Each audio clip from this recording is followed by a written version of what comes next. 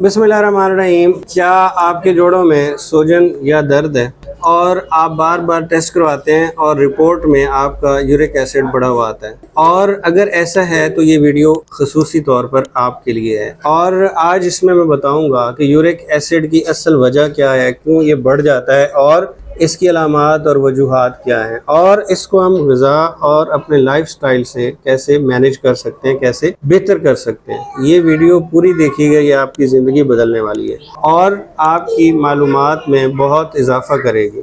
पहले बात करता हूँ यूरिक एसिड होता क्या है। हमारे जिस्म में जब प्यूरिन्स, जो एक प्रोटीन्स का पार्ट है, वो टूटता है तो उससे यूरिक एसिड बनता है एज अ बाय प्रोडक्ट, एक वेस्ट प्रोडक्ट के तौर पर कह लें। अब ये प्यूरिन्स ज़्यादातर गोश्त, कलेजी, मछली और कुछ दालों में होते हैं। नॉर्मली इसको पेशाब के ज़रिए निकल जाता है, मतलब गुर्दे जो हैं वो इसको पेशाब के ज़रिए निकाल देते हैं, और अगर ये मिकदार बढ़ने लगे या गुर्दे कमज़ोर हो तो ये खून में यूरिक एसिड की मिकदार को बढ़ा देता है, जिसे हाइपर यूरिसीमिया भी कहा जाता है। और यूरिक एसिड की अगर मैं बात करूं, इसकी वजूहात क्या हैं, तो ज़्यादातर इसकी वजूहात रेड मीट, मतलब लाल गोश्त, बड़ा गोश्त है, कलेजी है, मगज़ है, और सी फूड, समुद्री जो मतलब हम फ़िश लेते हैं, प्रॉन्स लेते हैं वगैरह वगैरह। और उसके अलावा जो ज़्यादा बहुत कॉमनली इस्तेमाल होता है, सोडा ड्रिंक्स, और बाद लोगों में अल्कोहलिज्म भी इसकी एक वजह हो सकता है। मोटापा और सीडेंट्री लाइफस्टाइल जो है वो इसकी एक और वजह हो सकता है। शुगर और ब्लड प्रेशर जैसी बीमारियां जो हैं वो इसका एक वजह हो सकता है। और इसके अलावा अगर कोई बंदा गुर्दों के अमराज में मुब्तला है, और कुछ ऐसी दवाइयाँ भी बाज़ औक़ात इसकी एक वजह हो सकती हैं। मिसाल के तौर पर कोई शख्स हफ्ते में 3 बार बारबेक्यू खाता है, कोल्ड ड्रिंक्स पीता है और वॉक नहीं करता,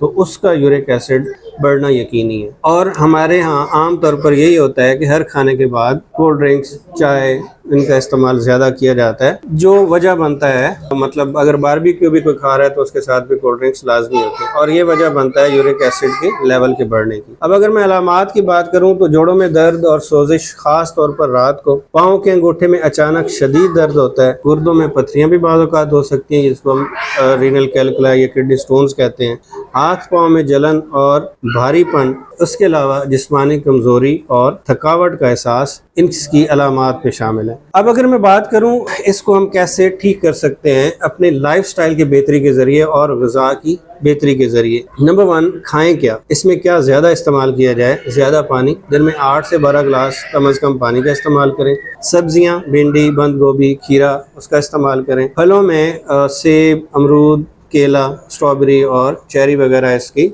हाई फाइबर डाइट लें, मगर महदूद मिकदार में दालों का इस्तेमाल कर सकते हैं। लो फैट दही और दूध का इस्तेमाल कर सकते हैं। खुश्क मेवाजात में अखरोट और बादाम आप इस्तेमाल कर सकते हैं। अब मैं आपको बात बताऊं, जो चीज़ें नहीं खानी या जिससे परहेज़ ज़रूरी है, उसमें कलेजी, गुर्दे, मगज़ और रेड मीट, उसके अलावा झींगे और बाकी मतलब उसमें जो मछलियाँ वगैरह हैं वो, और cold drinks, bakery items, junk foods, alcohol अगर कोई कर रहा है, अल्कोहलिज्म, तो शराब नोशी को करता है तो उसको छोड़ दें। चाय का ज़्यादा इस्तेमाल ना करें, कॉफ़ी इस्तेमाल करना बंद कर दें। और अब मैं बात करूँगा कि हमें लाइफस्टाइल में क्या क्या तब्दीलियाँ ज़रूरी हैं। लाइफस्टाइल में रोज़ाना कम से कम 30 मिनट की वॉक, ब्रिस्क वॉक, और 40 to 50 मिनट्स की आप वॉक लाजमी करें। वज़न को अपना कंट्रोल करें। रात को देर से खाने और देर से सोने की आदत को तर्क करें। टाइम से सोएं, मुनासिब खाएं, भूख लगने पर खाएं। ज़्यादा नमक और शक्कर वाली या चीनी वाली या शुगर वाली जो डाइट है उसको कम कर दें। अब मैं आपके साथ एक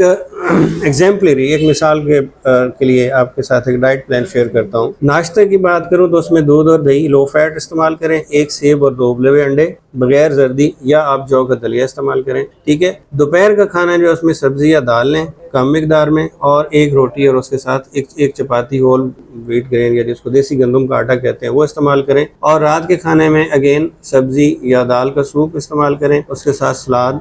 और दिन भर में पानी आप पीते रहें, 8 से 12 गिलास कम से कम आपको पानी पीना चाहिए। और अगर मैं इसके डायग्नोसिस की बात करूं तो हम फिर uric acid level direct serum का चेक कर सकते हैं, खून में उसकी मिकदार चेक कर सकते हैं, वही इसका डायग्नोसिस या डायग्नोस्टिक टेस्ट है। उसके अलावा बाकी अगर आपका फिजिशियन, आपका डॉक्टर ज़रूरी समझे तो दीगर टेस्ट जो खून के होते हैं इससे रिलेटेड वो भी करवा सकता है। याद रखें, यूरिक एसिड को कंट्रोल करना मुकम्मल तौर पर आपके हाथ, अगर आप चाहें तो इसको मुकम्मल तौर पर कंट्रोल कर सकते हैं। सकते हैं। थोड़ी सी परहेज, सेहतमंद ग़िज़ा का इंतखाब और उसके साथ फिज़िकल एक्टिविटी या वर्जिश, ये आपकी ज़िंदगी से इस दर्द को दूर कर सकता है। और अगर ये वीडियो आपको पसंद आई, मुफीद लगी, तो लाइक कीजिए, शेयर कीजिए और चैनल को सब्सक्राइब करें ताकि आपको मज़ीद इस तरह की वीडियोज़ मिलती रहें। अपना बहुत ख्याल रखें।